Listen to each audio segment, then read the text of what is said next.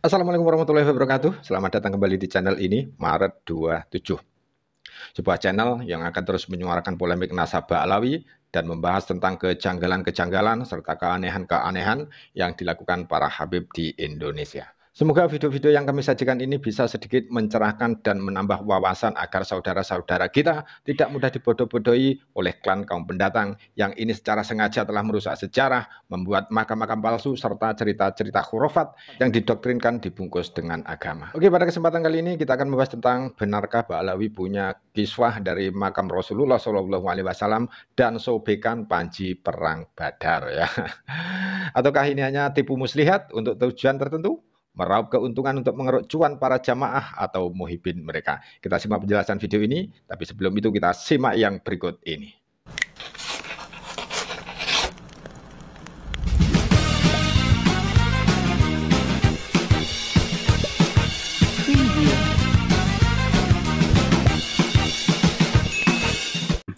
Kelompok mereka mempunyai kiswah dari makam Rasulullah. Jelas-jelas itu pembodohan dan kebohongan publik yang tidak akan mungkin kiswah itu keluar dari negara Arab Saudi, dan nyata-nyata mereka menggunakan tipu muslihat ini untuk membodohi umat dan memperkaya kelompok mereka dengan memanfaatkan muhibin yang dibodohi. Yang kedua, mereka ngeklaim mempunyai sobekan panji perang Badar. Kalau kita tarik sampai hari ini kan 1400 tahun lebih dari perang Badar itu terjadi, dan panjinya masih kainnya mulus halus. Bayangkan kain yang menjadi panji panji perang Badar halus mulus, itu juga menjadi atribut kelengkapan untuk pembodohan umat berkedok agama.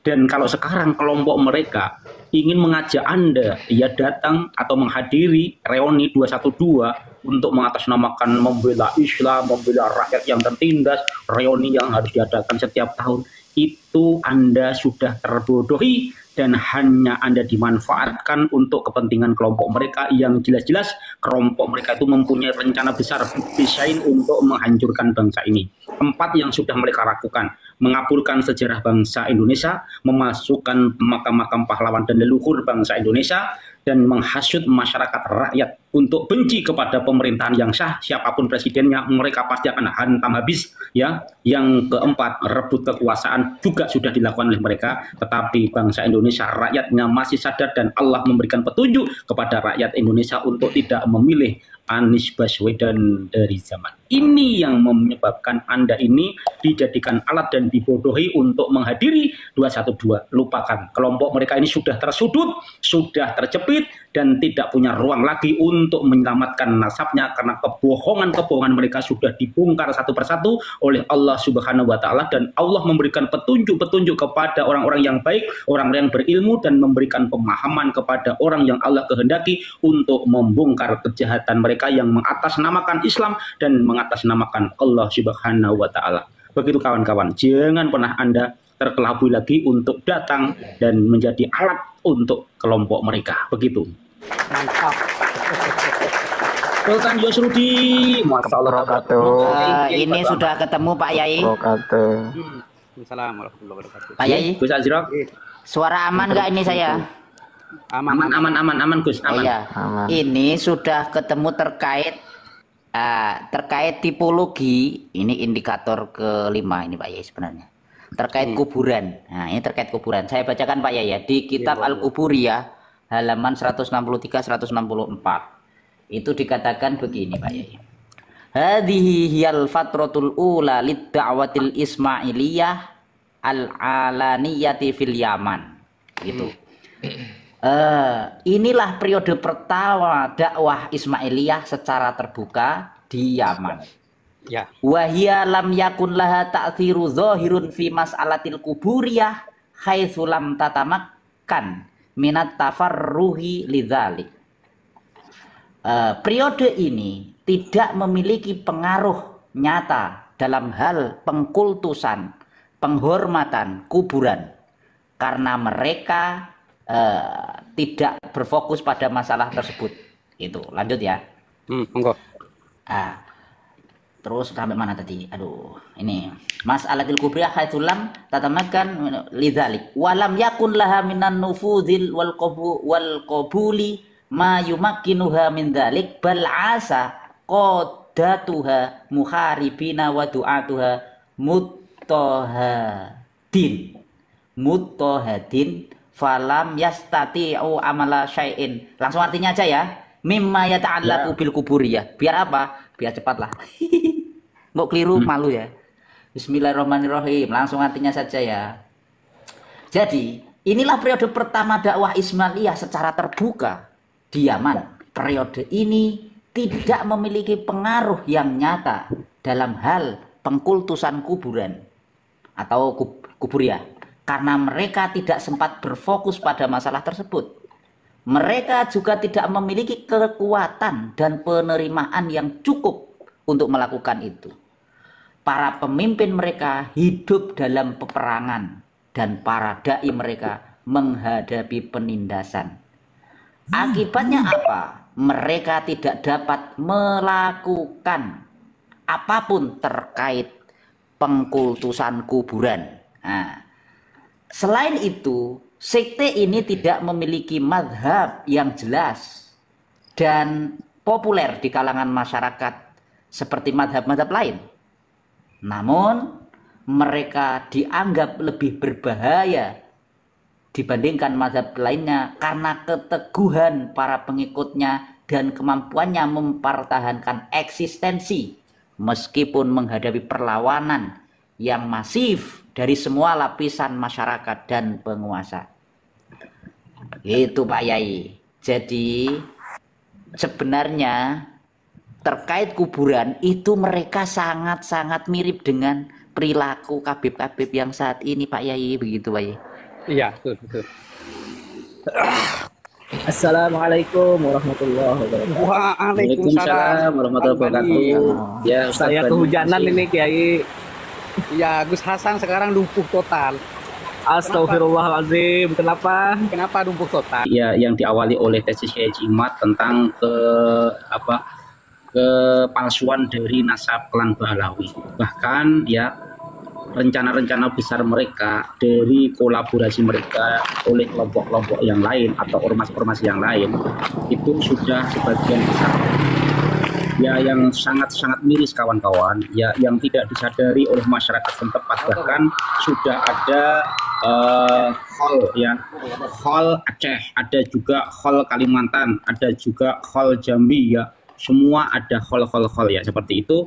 Yang ada hall Solo, hall Gresik, hall Malang, ada juga hall Ampel. Wah, semua diholi oleh kelompok Habib. Dan ini ternyata kawan-kawan, dari setiap kabupaten, dari setiap provinsi ada pentolan-pentolan Habib yang menguasai provinsi tersebut dan beranak pinang di tempat tersebut. Di kabupaten tertentu mereka juga menguasai, ada Habib yang menguasai di situ, ada beranak pinang di situ. Big design mereka nanti ya semua daripada provinsi, kabupaten ada ditemukan banyak makam-makam palsu, terutama juga di Kalimantan banyak sekali ditemukan makam palsu. Ada 12 nisan yang disengaja dipasang, ternyata akan ditunggu mungkin ya sekitar 1 bulan atau 1 tahun supaya berlumutan dulu, supaya mampernya agak luntur ya, ternyata sudah keburuan diketahui ya, dan ini bentuk nisannya saja sama dan semua di situ tertulis terpahat Habib, ada yang dari Baghdad, ada yang dari Yaman, ada dari mana, pokoknya banyak ya, intinya terbanyak itu dari Hadramaut. Di situ saja itu rencana besar mereka itu ternyata sudah terafiliasi ya dari kelompok-kelompok yang lain, dan di situ ada khusus ya untuk yang menyiapkan nisannya, ada yang khusus untuk mencari tempat makamnya, ada yang spesialis khusus ya untuk berkolaborasi dengan petugas pemerintahannya ya. Kalau itu tentang situs ya, situs cagar budaya tentang makam-makam kuno, maka ada yang melobi ya terkhusus pemerintah daerahnya, karena untuk mendapatkan izin pemugaran sebuah situs itu harus mendapatkan izin dari dinas kebudayaan ya, dan dinas kebudayaan itu di bawah Kementerian Pendidikan dan Kebudayaan itu sendiri. Maka jangan heran kawan-kawan, kelompok ini begitu ya Adi Makarim naik ya, itu sangat masif sekali, izin-izin itu dikeluarkan sangat-sangat mudah. karena kita ketahui kelompok ini juga ya sudah menyusupkan beberapa oknumnya menjadi menteri yang ada di kabinet Pak Jokowi kemarin. Jadi hati-hatilah ya, banyak selimut dalam musuh yang harus kita cermati. Kita wajib skeptis dengan siapapun yang mungkin kita curigai atau disinyalir itu sebagai kelompok yang disusupkan oleh mereka yang pura-pura menjadi teman kita, yang mengajak kita untuk menjadi bagian dari kelompok mereka. Itulah kawan-kawan, kehati-hatian sangat penting. Ya, terima kasih. Monggo Ustadz Bani yang ingin disampaikan. Silakan Ustadz Bani. Ini Kang Skincare, di sini hujan lebat, saya sudah 1 jam ini nggak ngerokok, jadi bingung ini. Otak saya kayak berasa beku ini. Ini Bang Bani, kalau saya itu selalu selalu nyimpen rokok itu. Jadi kalau beli, kalau nggak 2, 3. Jadi kalau kehabisan di jalan misalnya, terus setengah malam pingin ngerokok, jadi tidak pusing, sudah ada ban serepnya gitu. Tadinya mau beli Kiai, tapi pas udah mau jalan tiba-tiba hujan. Tadinya mau beli tapi pas udah mau jalan tiba-tiba hujan. Ya, dobling ya kawan-kawan, ini tadi Kiai naik. Oke. Monggo yang lain, mungkin Bang Santri. Interupsi tadi itu narasinya banyak selimut dalam musuh, itu saya luruskan, selimutnya sudah diambil musuh semua.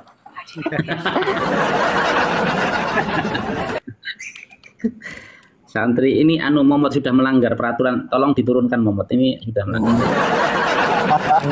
mulai. Itu istilah dari saya, itu selimut dalam musuh. Ya kalau gitu kan masih ada ruang, tapi kalau selimutnya semua sudah dimiliki musuh, nggak ada ruang lagi sudah. Ya sedikit bercerita ya, 1 menit. Itu loh tadi kan, itu loh Mas Ring, yang namanya siapa ya, Maulana BPN, tahu ya? Tadi kan naik. Jadi saya tidak mau berdiskusi tentang apapun selain tentang ilmu pengetahuan yang harus kita percaya dan sepakati. Percaya dengan ilmu pengetahuan, percaya, sepakat. Oke. Jadi kita berbicara tentang kiswah Nabi ya, yang ditunjukkan oleh Habib Ali Jindan ke Madura, dan orang Madura berdesak-desakan untuk sekedar mencium dengan salam tempel amplop. Tidak tahu ya jumlahnya berapa, tidak tahu, intinya ada salam tempel, dan itu diawali oleh Habibnya itu sendiri ya, seolah-olah itu benar kiswah makam Nabi itu. Dan ternyata setelah ada pelaporan itu ditemukan di rumahnya Habib ini beberapa atribut yang serupa, seperti sepeda Nabi Adam, ada juga sandal Fakih Mukodam, ada juga itu sobekan panji Rasulullah, ada juga rambut dan macam-macam ya, intinya disinyalir sebagai indikasi sebagai alat untuk kambingnya Fakih Mukodam ada nggak?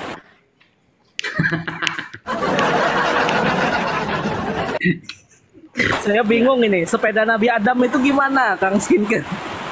Makanya ini kan sangat membagongkan ya kawan-kawan di zaman sekarang ya.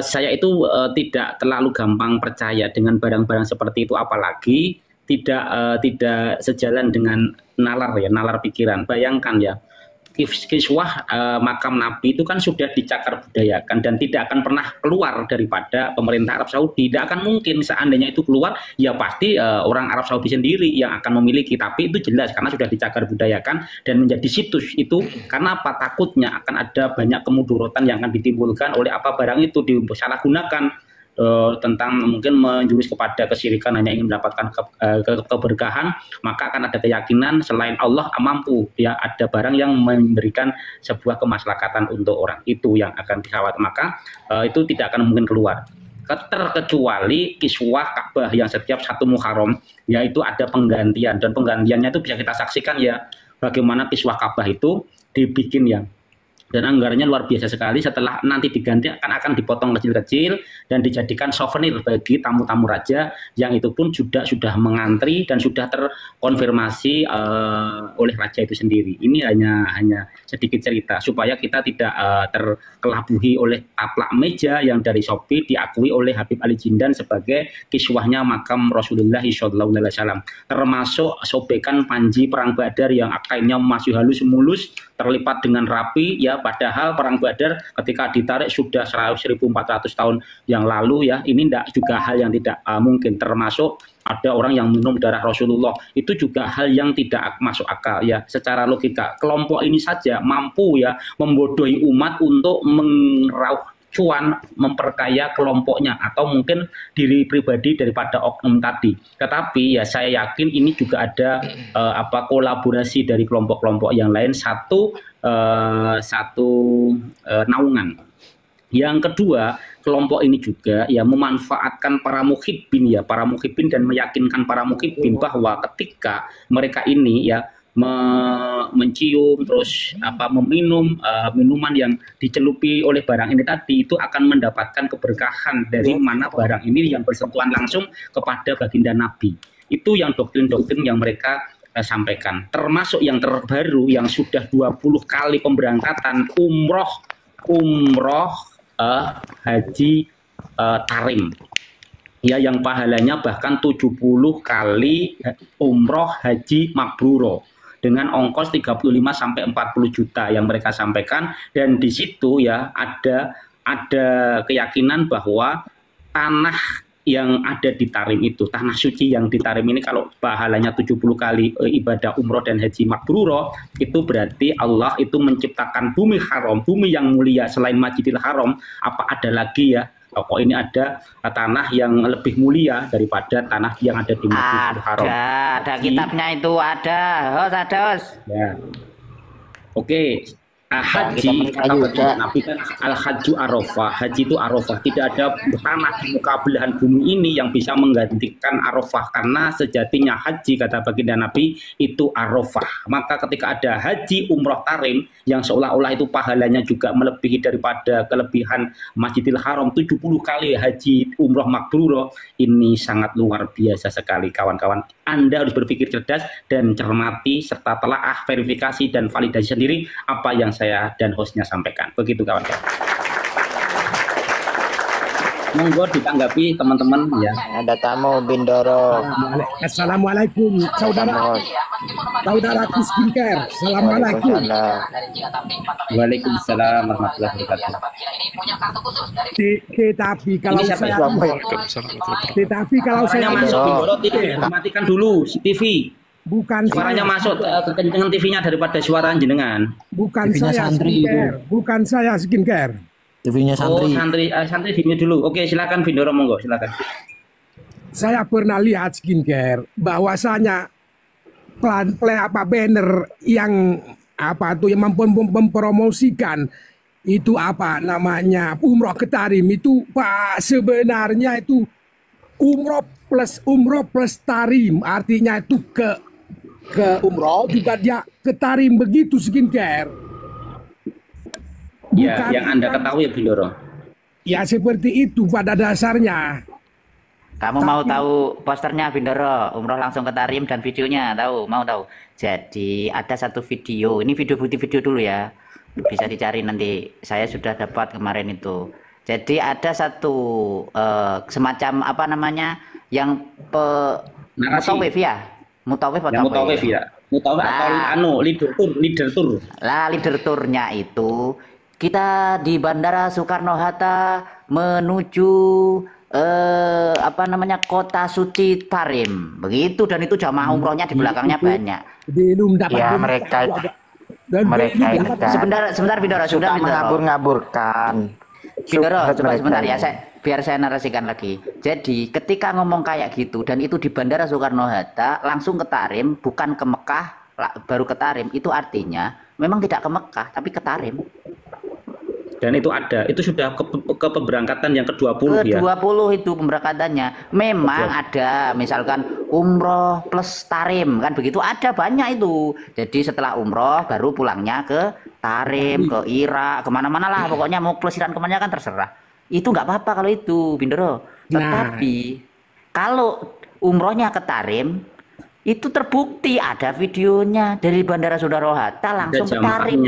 Ada turnya, dan ada pemberangkatan yang bahkan yang ke-20, ongkosnya juga ada, biayanya juga ada, dan ritual tuafnya yang di sana Ka'bahnya juga ada Bindoro. Ya, Seperti itu. skincare. Saya bilang begini, skincare. Kalau memang ada saksi, ada yang pernah umroh ke Tarim, itu bisa dijadikan saksi untuk dilaporkan kepada Kemenak atau kemanapun begitu yang berwenang. Kamu kok jadi orang Batak atau Bintoro? Tadi ngakunya saudara tapi muhibinnya masih berat. Itu hostnya belum nerima saudara kalau muhibinnya masih berat. Ya, Bindoro, sedikit ya Bindoro. Kenapa kok Tarim itu ada Ka'bah, terus ada umroh Tarim, haji Tarim, dan bahkan ada doktrin pahalanya 70 kali haji umroh yang mabrur. Ini kan melebihi daripada apa yang menjadi ketetapan Allah itu sendiri ya. Saya mengingat bagaimana dulu Raja Abraha. Di situ belum pernah saya dapat berita skincare. Maaf saja, saya tidak bisa. Nanti tak tunjukkan videonya, ya tak tunjukkan buktinya, ya satu. Ya, tapi ini saya hanya ingin sedikit untuk mengulang masa lalu ya, masa lalu di mana dulu kekuasaan Raja Abraha itu tahu Bindoro, Raja Abraha itu beragama apa? Bindoro tahu. Penyembah api katanya. Ya, Raja Abraha itu beragama Kristen, dia itu menumbangkan ya penguasa zaman dan menguasai zaman saat itu. Bagaimana Raja Abraha saat itu ya ingin menyerang Ka'bah, dibantu oleh pasukan Raja Najasyi ya. Di situ ada 3.000 tentara Najasyi yang ingin menyerang Raja Abraha, tetapi ternyata malah menjadi sahabat karena kekuasaan Raja Abraha itu sudah meluas di wilayah zaman.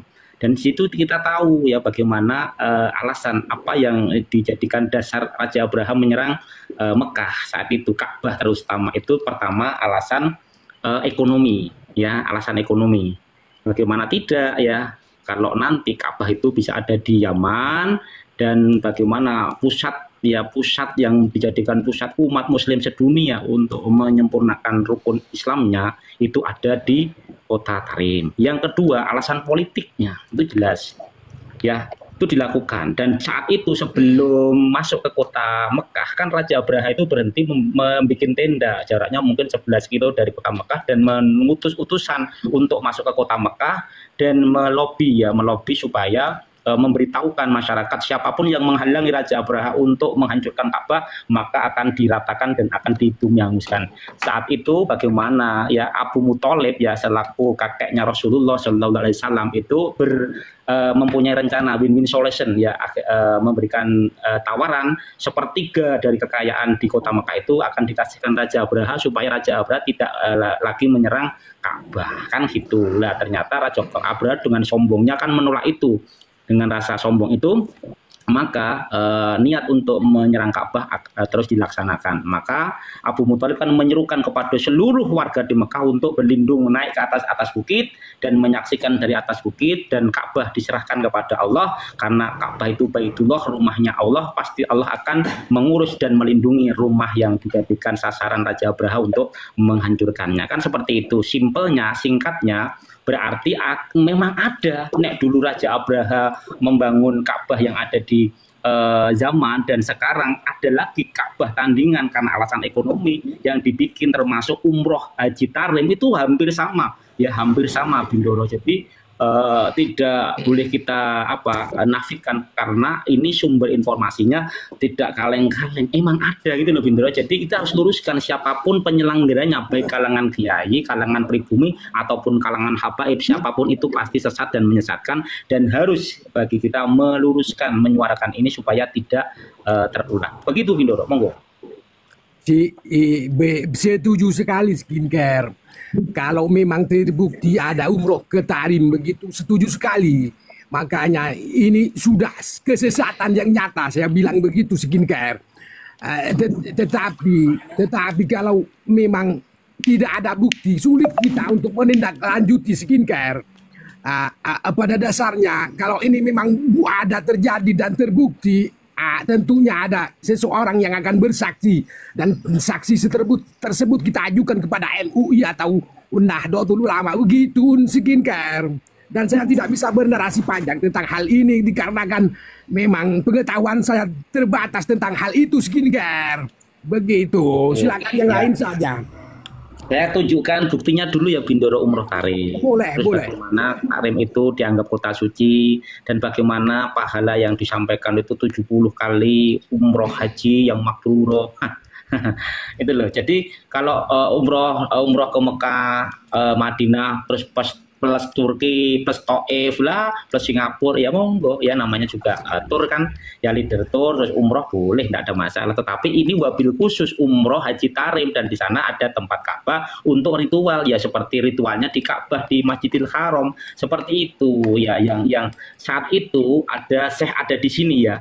Syekh ada di sini yang bersaksi bahwa Syekh ada di sini itu pernah menyaksikan sendiri, bukan mendengar, menyaksikan sendiri, tetapi bukan yang ada di video ya, bahwa ada ritual tawaf yang mengelilingi makam Habib Al-Idrus yang ada di zaman sana. Ini bukan kaleng-kaleng dan ini disaksikan langsung oleh Syekh ada di sini yang tidak mendengar ataupun hanya cerita, disaksikan sendiri, tetapi tidak seperti yang ada di video, beda cerita, tapi beliau menyaksikan. Begitu.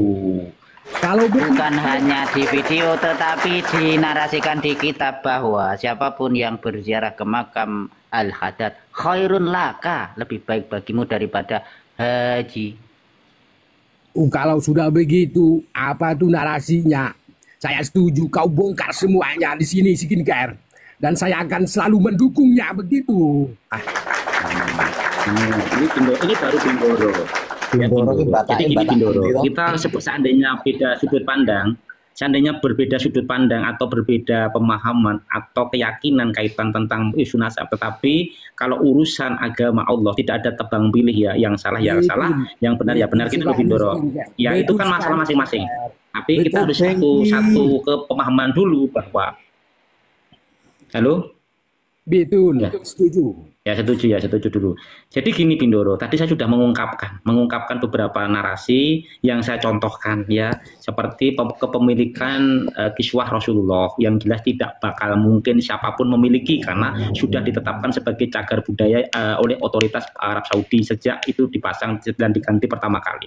Yang kedua, barang itu diakui dimiliki oleh kalangan Habib bahkan sampai dibawa ke Madura. Belum lama kan dia berbondong-bondong, berdesak-desakan ya sebagian orang yang jadi jamaah itu untuk mencium ya dan salam tempel dengan amplopnya ya, cium salam tempel cium ya, seperti itu lah. Jadi ini dijadikan alat pembodohan ya untuk memperkaya diri atau oknum ya, saya katakan oknum ya karena yang menyampaikannya satu oknum ya, kelompok untuk memperkaya dirinya sendiri dengan membodohi umat. Jelas-jelas tidak mungkin ya kiswah baginda Nabi, makam baginda Nabi itu keluar dari negara Arab Saudi. Itu dilakukan oleh mereka. Ini berarti ada sebuah pembodohan ya, pembodohan oleh siapa, kalangan Habib oknum ya, yang ngomong oknum ini kepada umat. Kasihan umatnya yang fakir ilmu, ingin mendapatkan ilmu dari seorang yang dianggap ini berilmu gitu loh Bindoro. Itu yang kedua, yang mereka menggunakan itu panji perang Badar, sobekan panji perang Badar. Bayangkan, kita tarik saja 1400 tahun yang lalu ya, ini panji ya, sobekan panji perang Badar ini kainnya masih halus, lipatannya masih rapi, mana mungkin gitu loh Bindoro, itu loh.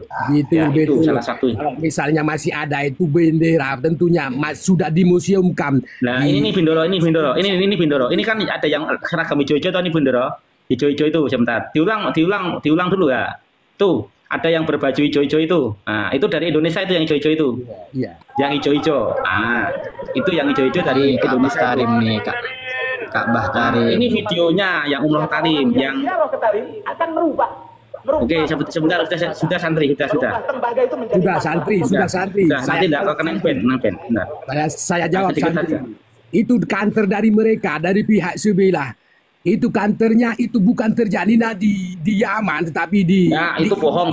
Mereka tidak bisa membuktikan bohong. Itu tetap itu di Yaman, bukan di India, itu bohong. Mereka dari kemarin ada Kamil, ada Baginda Raja, ada Paduka Raja, ada siapa Yen Mutahar di sini, buka laptop semuanya. Tidak ada satupun yang mampu menunjukkan itu ada di beda bangunannya persis. Nanti tak tunjukkan bangunan yang lain di sisi Yaman di belahan yang pinggiran. Nanti tak tunjukkan Bindoro. Jadi kamu harus hostnya ini kalau ngomong tidak sembarangan ya.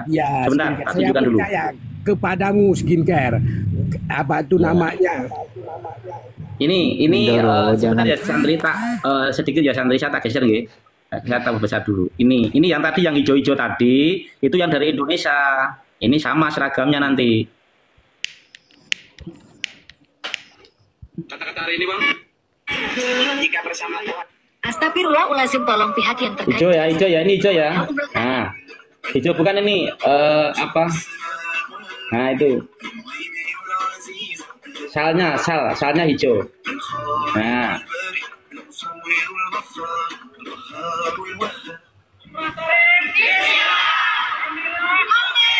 Astagfirullahaladzim. Oke ya, Bindoro, sudah beberapa. Jadi ini yang terjadi. Berarti saya yang kurang update.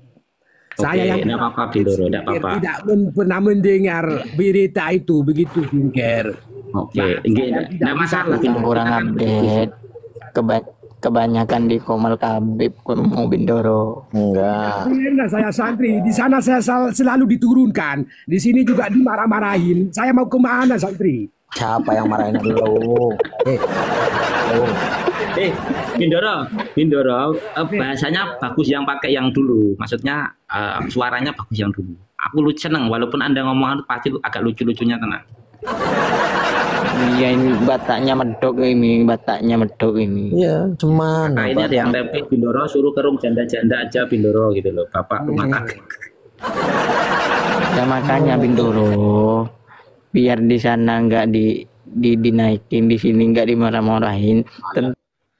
Setelah menonton video tadi, dapat kita tarik kesimpulan ya, bisa jadi kalau kita tidak waspada, semua ini kita biarkan, ini bisa menghancurkan negeri ini, menghancurkan Nusantara ini. Di antaranya yaitu adalah satu, mengaburkan sejarah. Kemudian yang kedua, memalsukan makam-makam pahlawan serta leluhur bangsa kita. Kemudian yang ketiga, menghasut masyarakat untuk benci kepada pemerintah yang sah siapapun presidennya. Kemudian yang keempat, adalah mereka akan merebut kekuasaan. Inilah yang harus kita waspadai. Semoga video ini bermanfaat. Akhirul kalam. Wassalamualaikum warahmatullahi wabarakatuh.